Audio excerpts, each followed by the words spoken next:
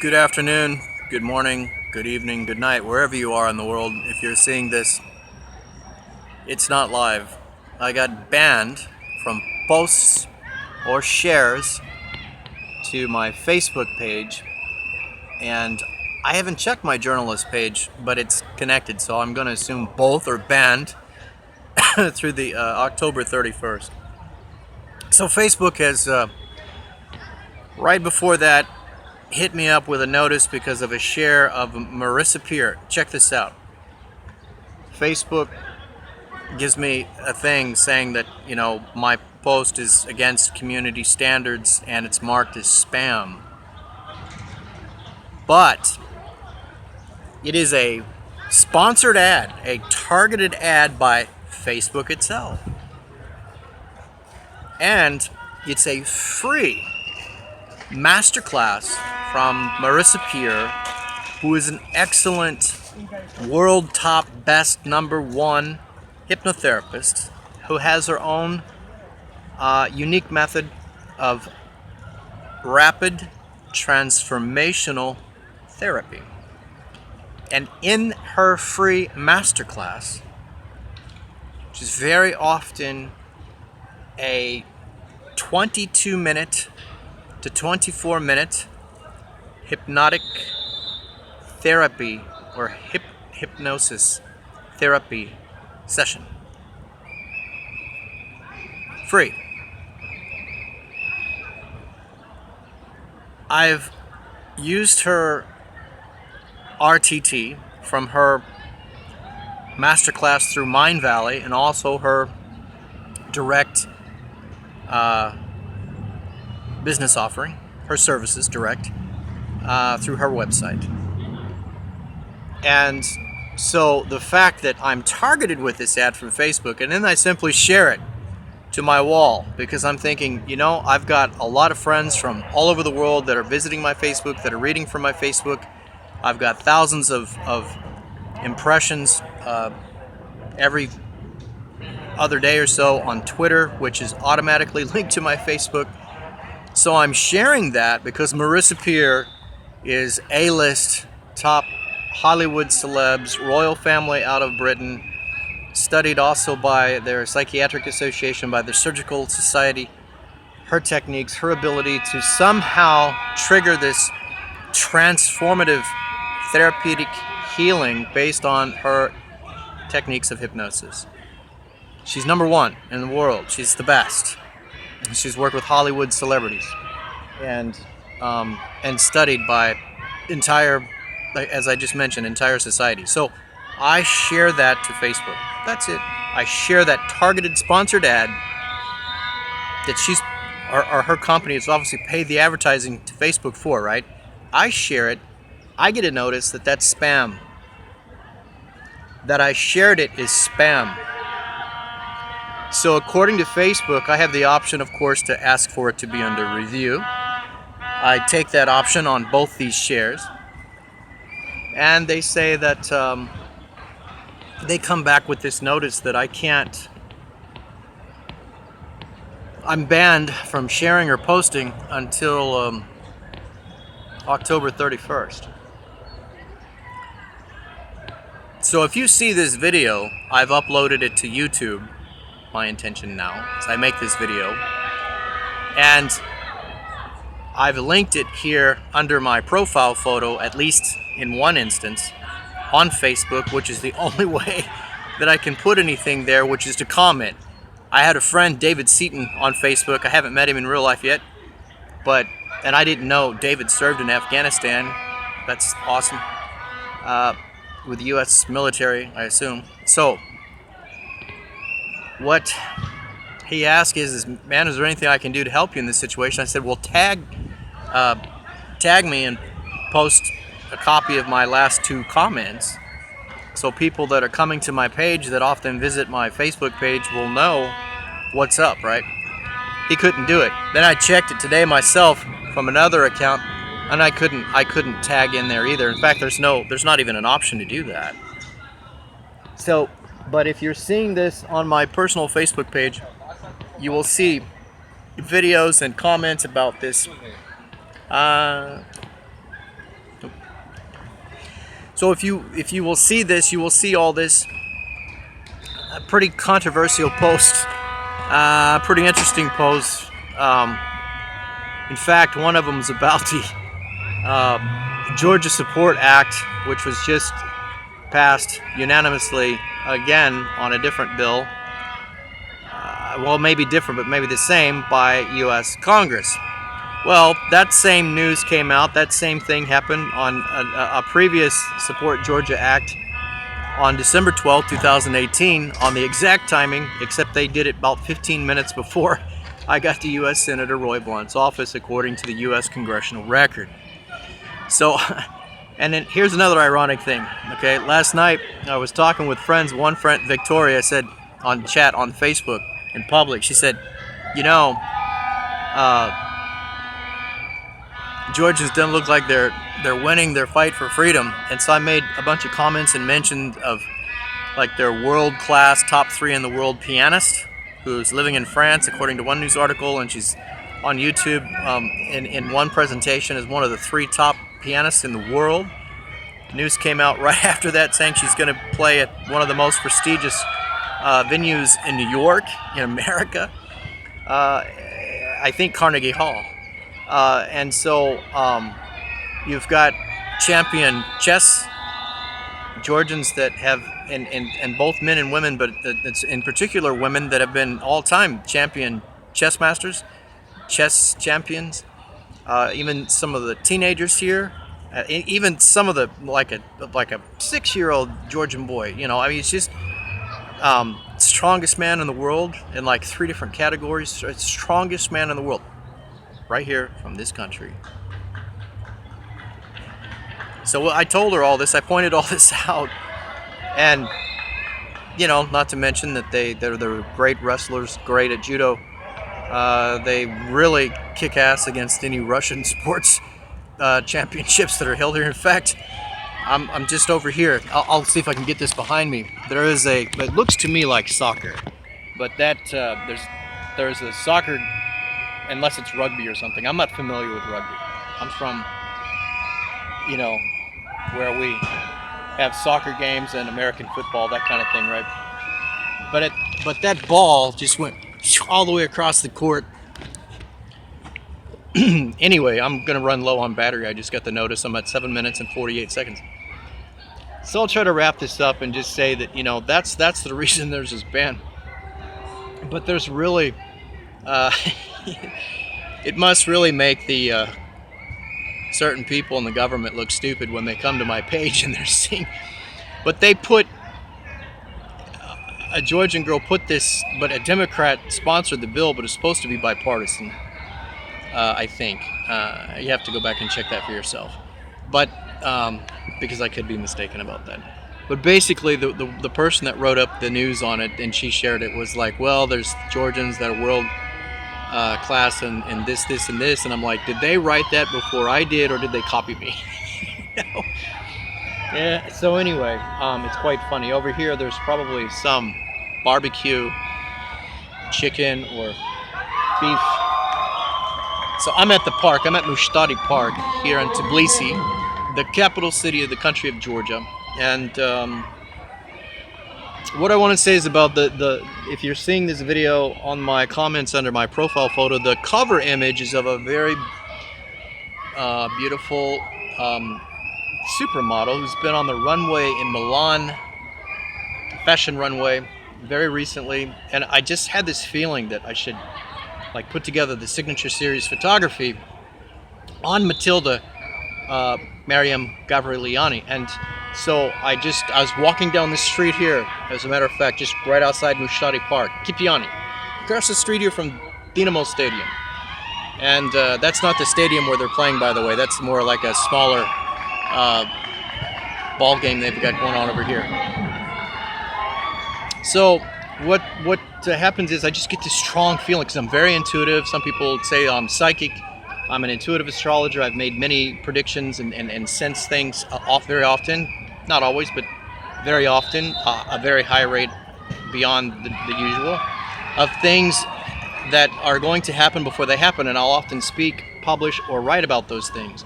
or sometimes just talk about those things. I have a very good trained, self-trained sense of intuition. So I had this strong feeling I should publish about that, and Annie Kashtaria too. Annie, I've got photos of Annie in particular over the last 3.5 years now. 3 years of fashion weeks in Georgia, in particular Mercedes-Benz Fashion Week. And on various, mainly Georgian designer shows, but also one from Kazakhstan and one from Spain. So with Matilda, that was like just within the last year, about a year, 2 fashion weeks. And Chilo, art photographer, and another photographer kind of pointed her out to me. But I had already noticed her from the Laya show because of the just amazing outfit that she had. And she looked a lot like my first and third wife in 2 different shows. And so anyway, I just had this feeling to do more of the signature series photography on Matilda, and the song that I wanted to use for the slideshow, for the video slideshow, it just came to me, and it just stuck with me. It's just like was my obsession. And after I put it all together, I realized, like I already know, but I just realized like how really wonderful and beautiful she was. And it's announced that within days, I think, within a week or so, something like this, she was walking the runway in Milan, the fashion runway in Milan, and she's being announced in Sputnik News Georgia and other news, breaking fashion news, that she's supermodel status now. And I read the history of her modeling all the way back to when she was 12. She's 16 right now. And I just saw I'd already seen a video of her where in the lyrics it says boss, the word boss. And I had, before that, one of the photo sets on one of the shows at Mercedes-Benz Fashion Week where one of the guys is they're pointing, like they're going through the choreography. They're kind of going through the show before the show, the next fashion show. And they're both pointing that way. And I just wrote the editorial, the comment that it appears that Matilda is the boss. And so it was kind of cute. It was really funny that they put the video out. It's a Georgian guy that did the video, and I'm going to assume maybe even directed it. I don't know, but I think Alasha. But it was just that was really well done by the folks that put that together. I think the modeling agency too. So then, after she's announced to have walked on the fashion runway for Dolce & Gabbana, the fashion label, and then I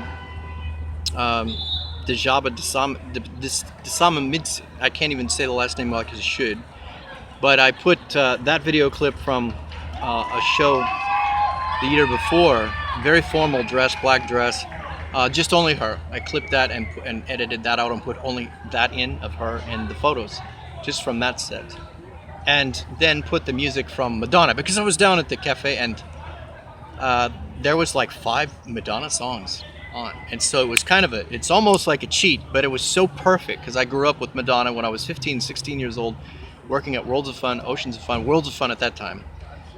It was very, very popular. That's when Madonna was coming out very, very strong in 1985, 1986. I'm at Worlds of Fun, North Kansas City, Lamar Hunt's operation back then, and the Hunt family.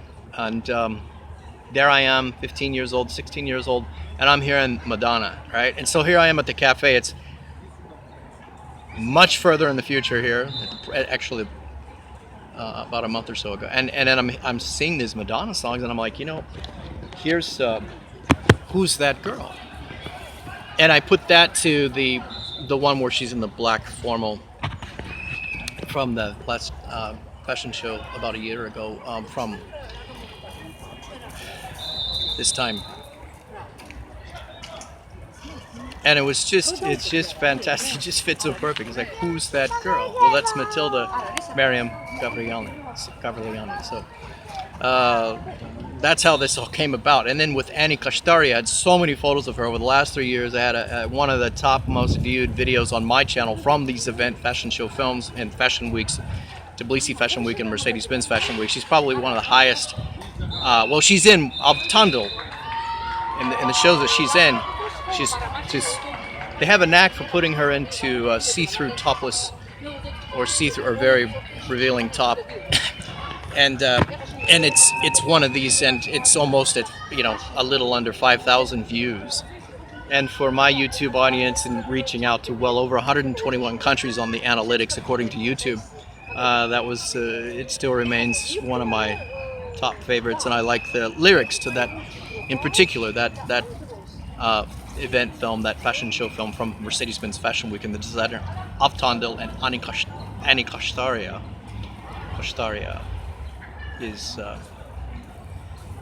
also been to Italy in Fashion Academy there. I follow her on Facebook, and so and she's a very professional Georgian model as well as Miriam, and but that's just where the idea for the music came from that. But with Miriam, I just had been thinking about it for days, and it became very, very strong. And I'm like, Janet Jackson's, love will never do without you. True love will never do. True love will never do without you. And I got to thinking, she's so lovely, she's so adorable.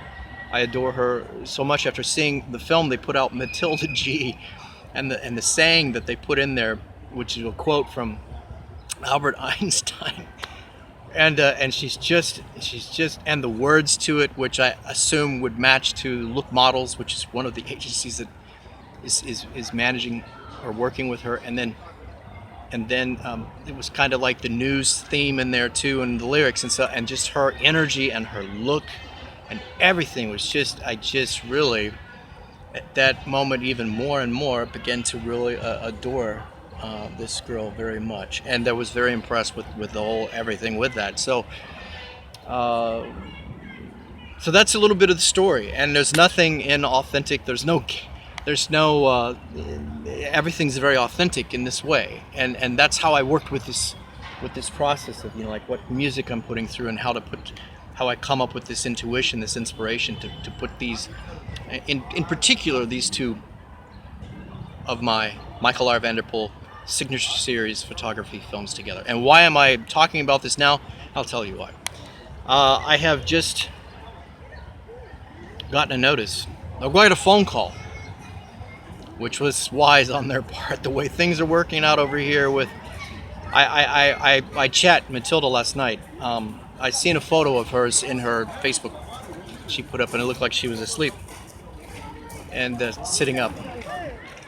And so I wrote her a note, and I said,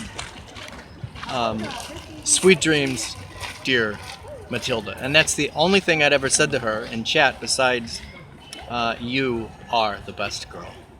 You're the best girl." But when I got up, I was so disappointed because the messages were removed, and I'm like, how did that happen? So there's been a lot of problems with Facebook and communication, and in the past there's been a lot of problems with deception and lies here, like on media events, on access to events. So it was very good that Mercedes-Benz Fashion Week had just called me within the last half hour and let me know that Monday I will come over and pick up my media access, my press ID for Mercedes-Benz Fashion Week SS20 here in Tbilisi. So but when I got up this morning, I saw that the message to Matilda had been removed or deleted. I have no idea how, and it's on my side, and I have no idea how that could happen. I didn't do it. So I wrote her again, and I said, good morning, and I hope you have a wonderful day, because she gets up early apparently, and I love people that get up early. I had a problem with Yulia when we were first together. She's Ukrainian. We were actually over here together, and my God, she'd want to sleep in till 10 to 11 a.m. in the morning. I'm just not that type of person. I'm usually up like at 5 a.m. Like today I got up, well, obviously she was up at 5 a.m. I was up at 5 a.m. So I sent her this message wishing her a wonderful and happy day, and she really liked that, I think it looked like in the chat. And she says, are you in Georgia? And I'm like, yes, I'm in Tbilisi. And she goes, oh, are you coming to Fashion Week? I said, yes. She goes, oh, and she responded with and then I'm like, it's just, well, I'll see you there. It's like, wow, that's great. So that was the chat, and so that's everything about this is very authentic, very sincere, and I'm very excited about it. There is the master class with Annie Wintour on the masterclass series of classes and courses and lessons from film directors, and so I'm thinking about taking that when I can. Annie Wintour is the editor for Vogue magazine, and then I was looking at Sue Bryce's photography bundle through Creative Live. So I'm thinking about just taking that. I'm giving myself about maximum of less than a year to make the final decision whether to take this to a level of actual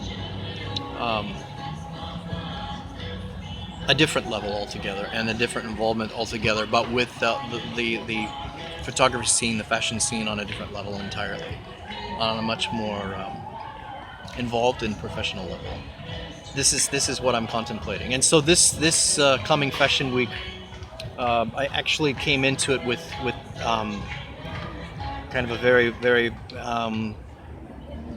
very deep level of purpose, very deep level of purpose, the main purpose, and it's quite different than probably everybody there. Well, probably 90% of the people there that are photographers. But when I walked in there, I was looking at it in much the same way that I was shocked when I listened to an interview or some of the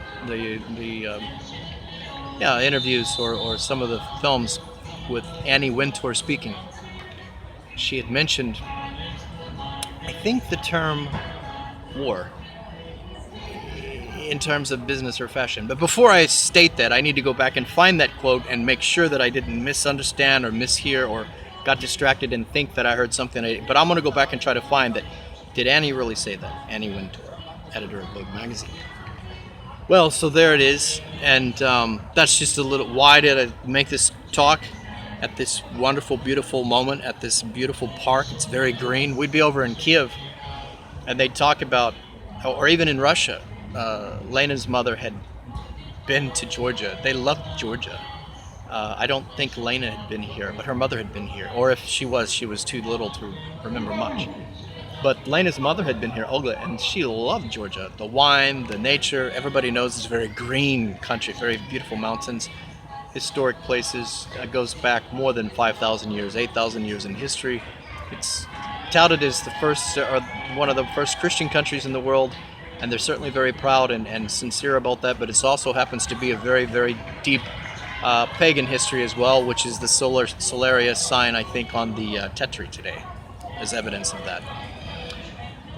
And in any case, so there's this barbecue, pork or chicken I can smell over here. I can see the smoke. There's the game, the ball game over here. It's like rugby or soccer kind of game. And it's a very beautiful day. It's warm, and I just got notice that I'm coming into Mercedes-Benz Fashion Week Tbilisi, and I'll be there on the 29th as media, as press, as photographer, as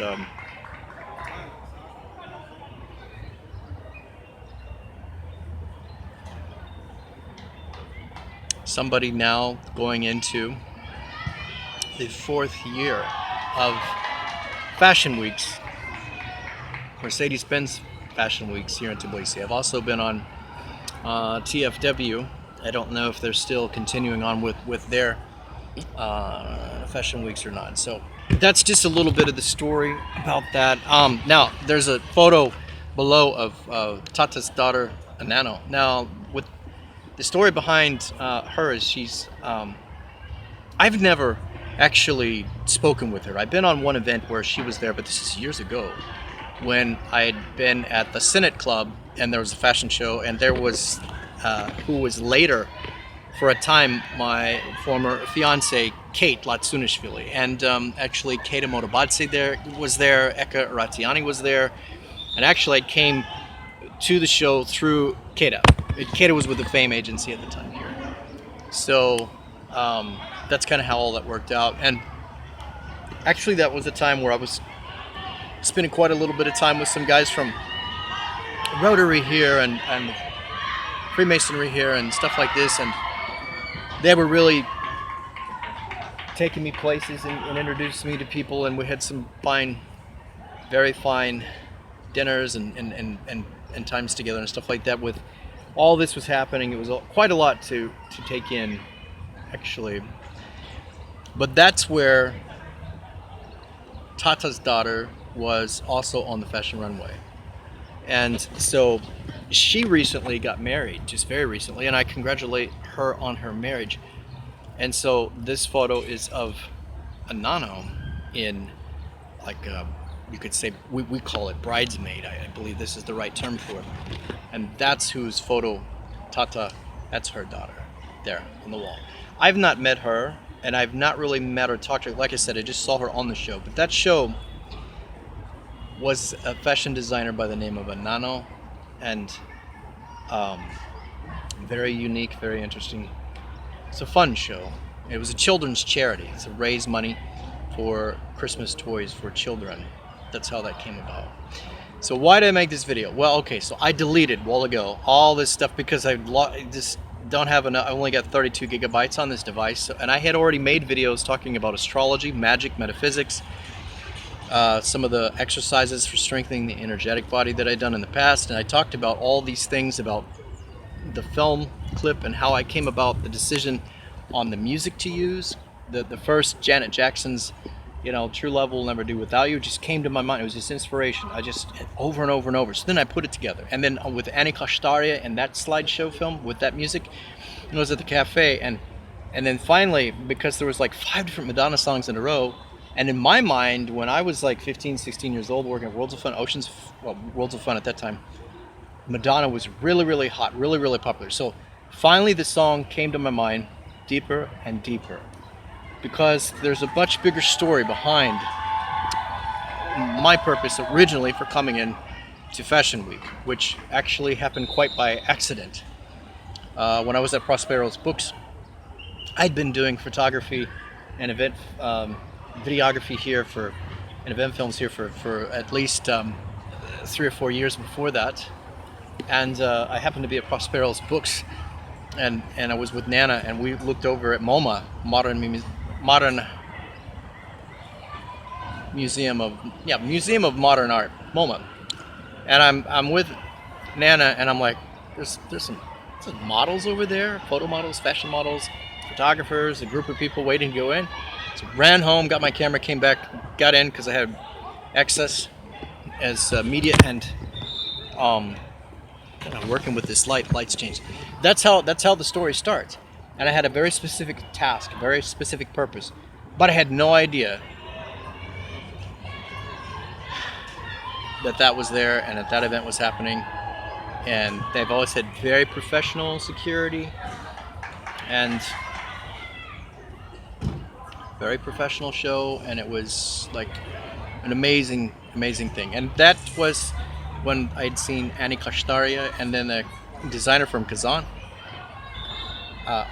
Okay, I don't know if I say her name right, Akai Ami, but anyway, they have to look at her name. But it was very much on the theme, this whole Mercedes-Benz theme, because at the time Nana was driving Mercedes-Benz. We would every day for a while be in her Mercedes-Benz, and we would go to Tetzmenda or go here, there, just all over the place. And then I think she got rid of the Mercedes-Benz finally and got a Jeep or something.